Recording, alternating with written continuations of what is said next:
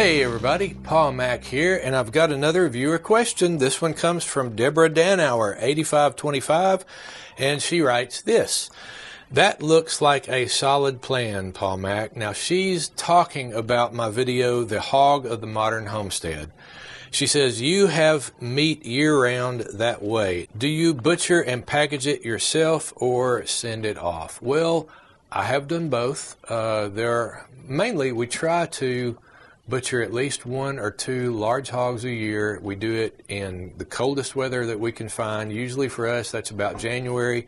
I like to do it when daytime temperatures at least stick around freezing, if not just below freezing. It's a little bit easier to work the meat up that way. I can keep the carcass overnight. I actually, to keep it away from dogs and cats overnight, I'll throw it up on the roof of the workshop here and let it chill because it's freezing, it's cold.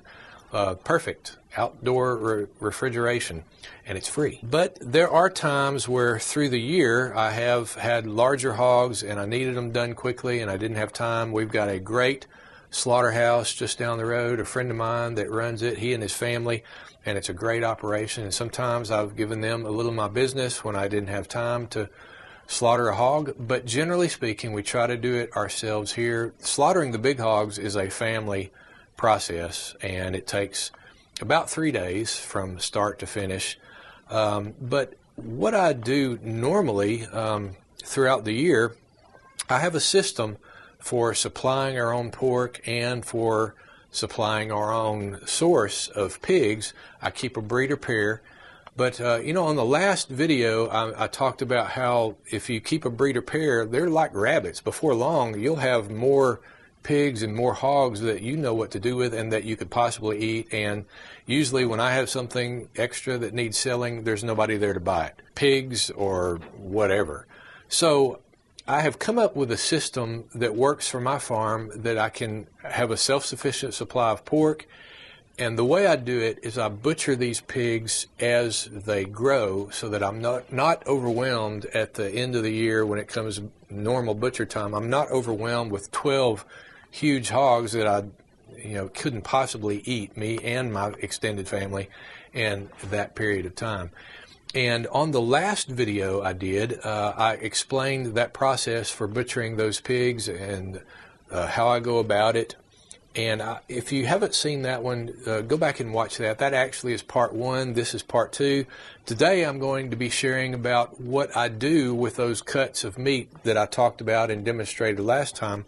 I'm going to be talking about what I do and what you could do with that continuing supply of pork. So to start with, let's talk about very generally what you get from a hog when you butcher it.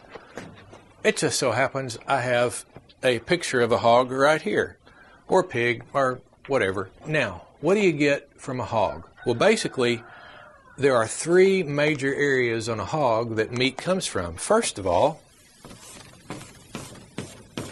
you get the front portion, which we call shoulder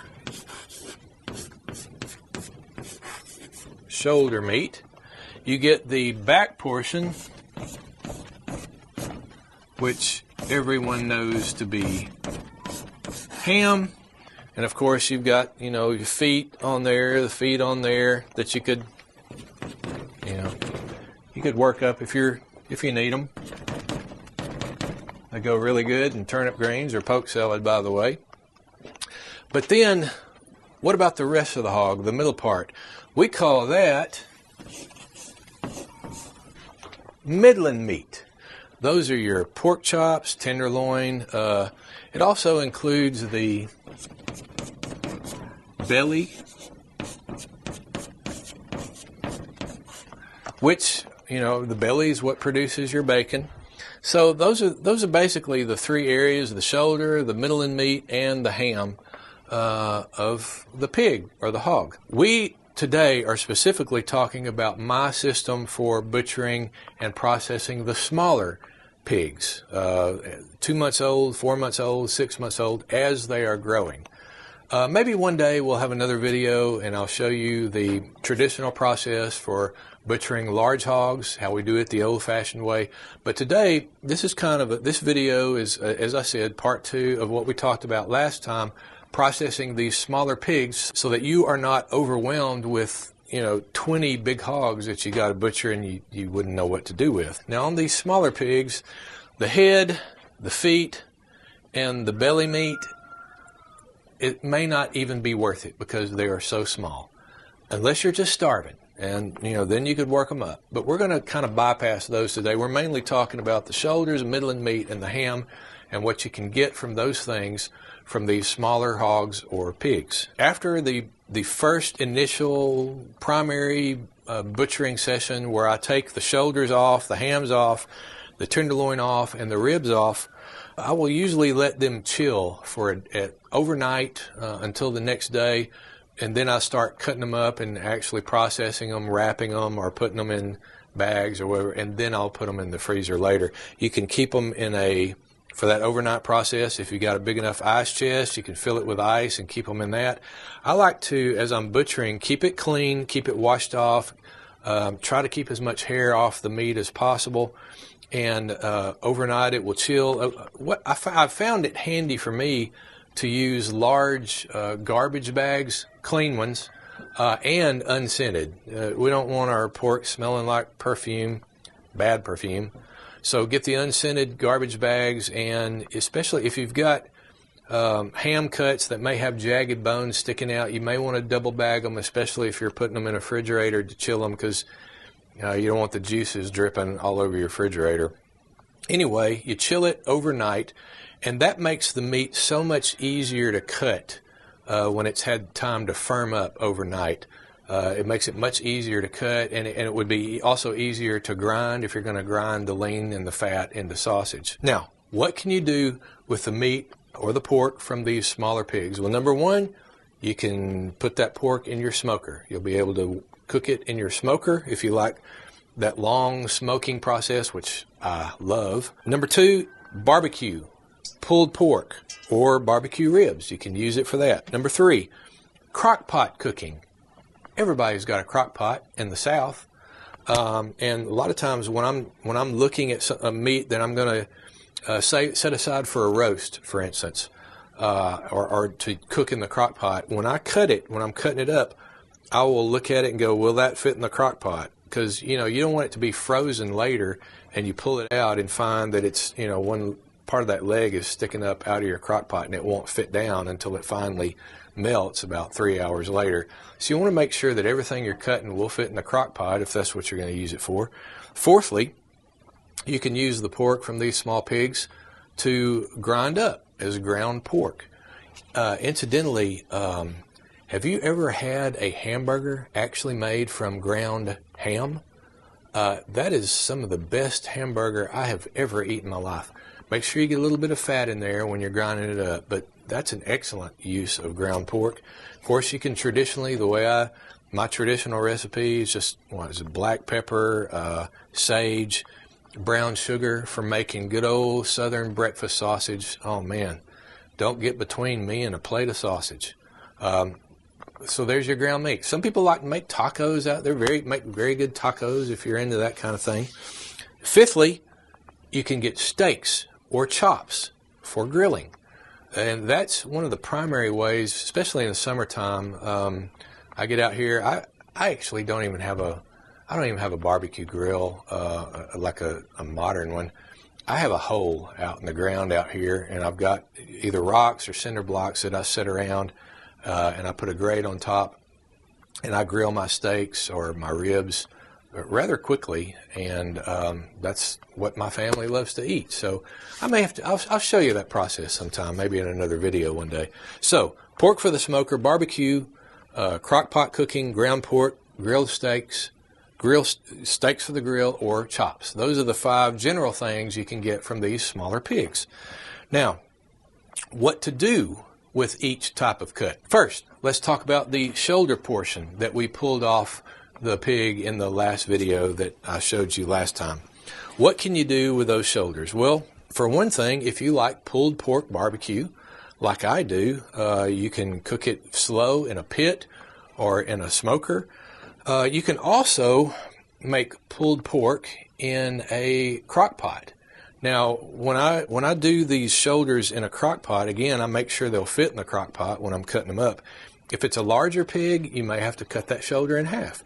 If it's a smaller pig, smaller pigs, 2 shoulders may go in one package and may fit in one crock pot. It just depends. But I can make, in a crock pot, I actually have 2 basic recipes, for lack of a better word, 2 styles of cooking in the crock pot. If you like pulled pork and you don't have a long-term smoker or barbecue pit, you can cook that shoulder. You can actually do this with the hams too. You can cook that shoulder in the crock pot. Sometimes at bedtime I'll get the crock pot going, put a shoulder in there and let it cook all night. By the next morning it's usually done. Or if you put it in the crock pot in the morning, it's usually done by supper time. You can take that pork and once it's cooked, you can it just falls apart beautifully. You can take all the bones out and you can get a knife and some forks and you can shred that pork, basically pull it apart and cut it in smaller chunks, dice it up if you want to, pull it apart. And I have found, one of the things I just found this year that I enjoy doing, especially in the winter when I already had a fire in the fireplace, we have an insert that heats our house. And I've got a small Dutch oven with a lid that has a lip around it and some legs on it. And I'll line that thing with some aluminum foil, put the pork that's already cooked from the crock pot. And if I'm doing it as pulled pork, I'll add some barbecue sauce, to your liking, season it however you want. And I'll take that cooked pork with the barbecue sauce and I'll put it in that Dutch oven. I don't even put the lid on it. I just kind of fold the aluminum foil back over it a little bit. In the afternoon, in a mild winter day, the fire's kind of dying down, and I may move all the coals over to one side, and I'll put the Dutch oven on the other side. I'll close up the doors, and then shut off the air to the insert and close down the damper, and just let put some green hickory, some small green hickory limbs on those coals, shut it all down, damp it all down, and just let it smoke for 2-3 hours. Every once in a while I might stir it up and let the smoke work its way through. It is some of the best smoked barbecue pulled pork you will ever eat in your life. You're going to have to trust me on that.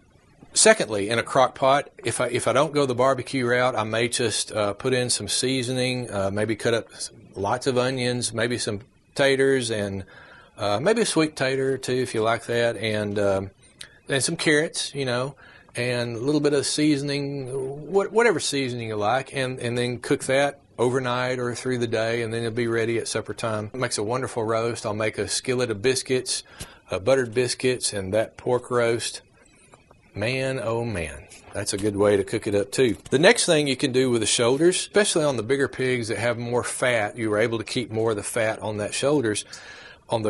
You can take a long butcher knife and you can cut that shoulder into steaks, trying to keep a good deal of fat around the edges as much as you can. You can cut them into steaks, and I'll put those in a bag and freeze them up, and I like to use those on the grill, on my little outdoor grill. You may need a bone saw to cut through that shoulder bone if you want to, or you can just slice the steaks laterally until you get down to the bone, and then any odd pieces of lean meat or fat you have, just trim it off and put it to the side, and you can grind it up. Or you could grind the whole shoulder up if you wanted more ground pork. Just it's up to you. So next, the hams. What do you do with the ham section there? You can pretty much do the same with the ham as you did with the shoulder. With the exception of one extra thing, you can actually preserve that ham as a ham. Do it the traditional way, salt it down, which is a process. Maybe sometime we'll talk about how to preserve hams and so forth the old-fashioned way. So you could certainly do that, either in a brine or the old-fashioned way, just rubbing it down with salt. It's a long process, and then you would smoke it in a smokehouse or whatever. So that is an option. But again, you can do everything that we described for the shoulder, you could do for the ham, from grinding it up to making steaks, which are excellent. Ham steaks are excellent. And cut up sections for a roast or for barbecue. Now, the tenderloin, aka also known as the backstrap, those long pieces of meat that you saw me cut off next to the spine on either side, that's normally where your pork chop meat comes from, except when you're traditionally cutting it, you're cutting down through the ribs there, or you're slicing between the ribs, and you end up with that nice chop that has a cross section of the tenderloin in it. What do you do with the tenderloin? Well, a lot of the same things that we've already described. You can put it in a crock pot, turn it into barbecue, turn it into a roast. Roast tenderloin is excellent, especially with the carrots, the onions, the seasoning, and everything that we talked about earlier. You can also just go ahead and cut you some boneless pork chops with that backstrap or tenderloin. It's a long piece of meat, depending on how big the pig is. The pig might be small. If it's a smaller pig, you might just consider, just putting it aside as a roast. But if it's got enough size to it and enough, I'm talking about, they're not huge because we're talking about smaller hogs. You might have a chop this big. If you take that tenderloin and stretch it out on your cutting board and cut it, like if it's stretched out like this, and cut it slanted at an angle, you'll get a little bit longer chop. And try to leave a lot of fat on there around the edges, because that's what's going to make it cook a little bit better. But you can cut it at a slant and get longer, oblong chops out of that. Great pork chops. Incidentally, my wife, she fries some beautifully golden brown pork chops. I wish you were here to experience it, but you're not. And like with the ham and the shoulders, you could just take the tenderloin and grind it up if you want more ground. Make an excellent hamburger, boy. Now, what do you do with the ribs, the other part of the middling meat? You can barbecue them in your pit or in a smoker. However you like to do ribs. Put some barbecue sauce on it, keep basting it or whatever, just however you like to do it. You can also cook in the crock pot. And if they're small enough, you might get two slabs of ribs to go in there. If they're bigger, you might need to cut those ribs down the middle and then stack them in the crock pot, just however you can get them in there. Put some barbecue sauce on it, oh, it's delicious. You can just grill those ribs like I do right out here on my fire. All right, next, the trimmings. As you're going along, you're cutting steaks off your shoulders or roast, off your hams, or you're cutting your tenderloins up, and you end up with pieces on the end of the tenderloin or other little lean pieces that, didn't quite. They're kind of odd chunks of meat. They're still very good chunks of meat, got a little fat on them. What do you do with those? Well, as I'm cutting up all the other things, if I run into little pieces that don't know what to do with, I'll just stick them in a bowl to the side there until I'm through. These are the trimmings. They have lean meat, and I try to keep maybe 2 parts lean meat, 1 part fat. You want to make sure that you keep a lot of fat, plenty of fat in the trimmings to your taste or whatever. And that's what you're going to grind up. You want to have plenty of fat in there, or it'll cook too lean. It'll cook dry, and you just need.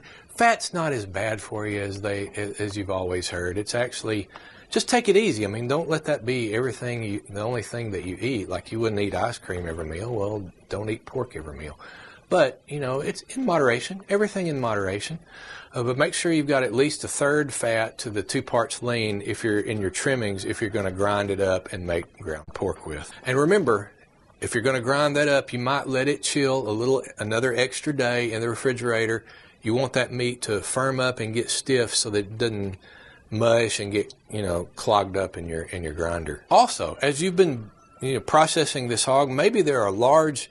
Maybe it's a bigger one of the bigger pigs, and you've got large chunks of fat, and it's too much. You cut the fat off this steak because it's actually too much fat on there. You cut it off. You can set it to the side, and maybe you've got more fat than you want to put in your ground pork. Well, you can take those fat chunks of fat and dice them up on your cutting board, and maybe in little cubes about like that, and put them in a pot and put them on the stove and start cooking them right there on the stovetop. That fat will melt down, and what we're doing is you're rendering lard. You've heard of that before. You're also making cracklings at the same time. And as the fat cooks out of those chunks, they will shrink up very, very small, And when you get them just about right, those little pieces of fat, after they finish shrinking, they'll start to turn a beautiful brown. We'll get you a spoon with holes in it, or some kind of ladle that you can drain the fat off those and put them to the side on a paper towel or something. And those are your cracklings. Have you ever had crackling cornbread? Oh, I can't even describe it to you. You're going to want to put those cracklings, let the fat, let the grease drain off of them, and then when you get them nice and dry, put them in a bag, put them in the refrigerator, and put them in your just mix them in your next batch of cornbread. You'll thank me later. You really will. Or you can freeze them and use them throughout the year if you have plenty of them. Well, what do you do with the lard, the grease that's left? Well, you can pour it up in jars. Don't put it in there when it's hot. It'll crack the jar. Let it cool a little bit, but before it starts to turn back to solid, pour it up in some jars, put a lid on it, and then you've got some lard for making those delicious fried pies, or just, cooking, fried chicken, whatever you want to cook. It's the best cooking oil you could ever possibly have is from your own processed lard from your hog after you've rendered lard. And you can also make soap with it if you're into soap making. There's nothing like good old-fashioned lye soap. Now, how do I package all these pieces of meat? Because I can't eat it all at once, although I'd love to try. Can't do that. I generally, you can use butcher paper if you like using the butcher paper and the masking tape, and wrap it up really good. Or you can, it's very convenient to get the freezer bags, the plastic freezer bags that have the zipper thing on them. Make sure they're freezer bags. I like getting the really large ones, the 2-gallon ones, because I find that no matter how big the cuts are, the ham, I haven't had a ham from a smaller pig yet that didn't fit in one of those. Some of them will fit in the 1-gallon size. I just don't like them to be so tight that I can't shut the bag. Those are all, the 2-gallon bags are also good for butchering chickens, whole body chickens. You can put them in there easily and you don't have to shove it in there and then a bone comes out the side and that causes a hole. So the 2-gallon I've just found are so much easier, and they'll hold enough meat for several servings for our family. As you're putting these in bags, make sure you label everything, put a date on it, because trust me, you're going to get so much pork in your freezer, you're going to be going, which one of these is the oldest? You want to eat the oldest first, down to the newest. So you're filling your bags up with portions, perhaps a portion that is exactly a meal. You got to think about, how big is my family? How much pork do we eat at one meal? That's how much you want to put in one of those bags, either a 2-gallon bag or 1-gallon bag, whatever will fit. And you think, if we're going to have pork chops, well, I need all pork chops in that bag. You really don't want to mix your meat up, because then you'll thaw it out and you got pork chops. Well, you don't want to eat pork chops and ribs and some ham steaks all in the same meal. So put them all in a bag that you can conveniently open for that meal. As I may have mentioned earlier, with the smaller pigs, it could be that 2 hams make one meal. I mean, they're small. It could be that 2 shoulders make one meal. It could be that the pigs are so small that 3 shoulders or 3 hams make one meal, so you're going to want to package that accordingly. Not that any pig has 3 hams, but, from other pig, 2 hams from this pig, 1 ham from, you know what I'm saying. And for the larger pigs, you may find that 1 ham is too big and you want to cut that in half, either with a bone saw or however you want to do it. Well, I think we've just about covered everything you can possibly do with the pork from these smaller pigs. Again, if you haven't watched part 1, go back and watch that. You'll gain a lot from that video. I think you'll enjoy it. And if you have a question about anything we've talked about today, please leave it in the comment section below. Or maybe you have some more experience with butchering hogs or processing pigs, smaller hogs, and you want to share that with everybody else. I know in my heart that people out there will find it useful. So please leave it in the comment section below. Farmhands Companion Channel is all about us learning and sharing what we know. So please feel free to leave your comments down there. Thank you, as always. I want to thank you from the bottom of my heart for watching these videos, for commenting. I wish that I could respond to every comment I read, but I read them all, and I enjoy what you're saying, and I thank you for participating in the Farmhands Companion Channel. By the way, please subscribe. It really helps the channel. And please share these videos with other like-minded farm folks. And if you would like to support the Farmhands Companion Channel in a deeper way, I want you to consider being a patron on Patreon. I'll have a link in the description below and at the end, and you can go to Patreon and find out how you can be a supporter of the Farm Hands Companion channel. If you like what we've been doing here, you may want to support it further. I'd appreciate it if you do it, and I appreciate all of you who have already supported the Farm Hands Companion channel on Patreon. Oh, one more thing. Remember to watch my other hog videos. You might be interested in the way that I fence my hogs. I use electric fencing. That's the way I'm able to keep them contained. I even have videos on how to train pigs to an electric fence. So you might just watch the hog playlist. You'll enjoy it. That's all I've got to say. I'm Paul Mack, and until next time, I'll talk at you later. That's a good looking pig, isn't it?